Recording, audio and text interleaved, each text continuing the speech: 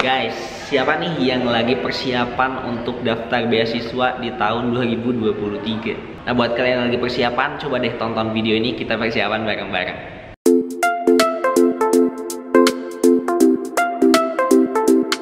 Oke, halo guys, balik lagi bersama aku Fauzi di channel Jejak Zamzami. Thank you banget buat teman-teman semuanya yang udah selalu nonton video-video aku. Dan buat kalian semua yang belum nonton, jangan lupa untuk tonton. Dan jangan lupa juga untuk like, comment, share, dan juga subscribe biar aku makin semangat untuk bikin video buat teman-teman semuanya.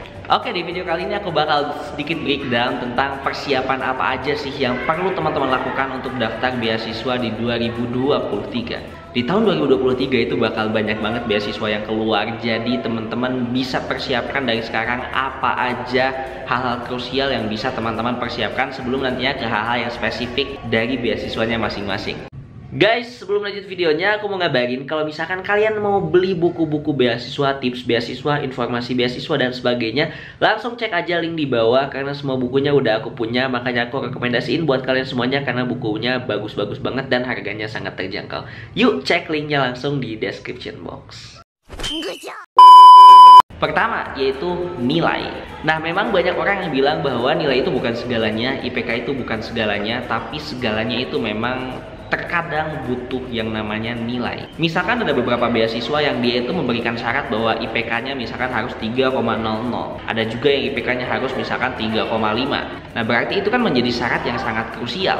Nah, untuk itu aku encourage teman-teman semuanya untuk bisa dapetin nilai atau bangun nilai yang memang bagus dengan cara teman-teman belajar yang rajin, ngerjain tugasnya yang rajin juga, terus masuknya jangan belang betong, dan kalau misalkan memang nggak paham ya tanya dosennya biar nilainya bagus.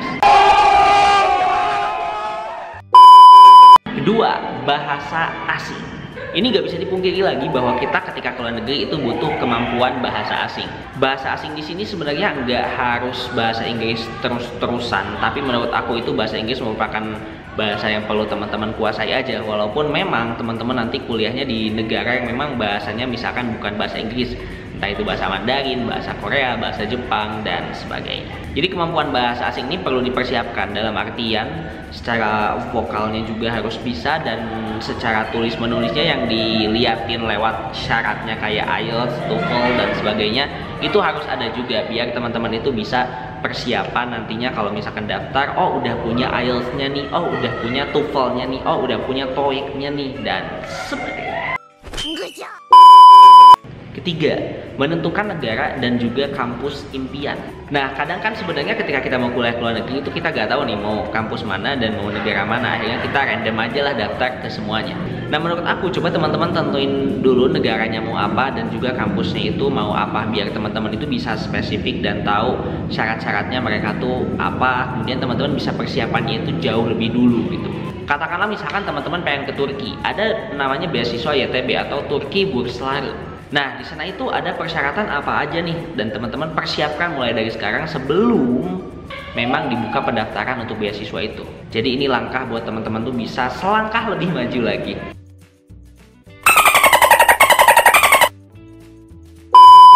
Keempat, ini biasanya dilupakan oleh semua orang, yaitu alasan mengapa teman-teman tuh harus kuliah ke luar negeri atau harus dapetin beasiswa itu. Ini hal yang sangat krusial karena nanti teman-teman itu bakal bikin yang namanya motivation letter, dan ketika bikin yang namanya motivation letter, teman-teman butuh yang namanya alasan kuat untuk kenapa pemberi beasiswa itu wajib menerima teman-teman. Karena kan mereka juga gak bakal cuma-cuma ngasih ke orang yang memang gak punya kapabilitas. Nah, untuk teman-teman punya kapabilitas ini, menurut aku selain teman-teman improve diri teman-teman juga perlu yang namanya tahu alasan kenapa teman-teman itu harus dapat beasiswa ini. Misalkan alasan-alasan gampangnya tuh teman-teman tuh punya startup dan teman-teman itu mau kuliah di bidang digital teknologi atau misalkan di bidang digital ekonomi atau misalkan di bidang IT dan sebagainya.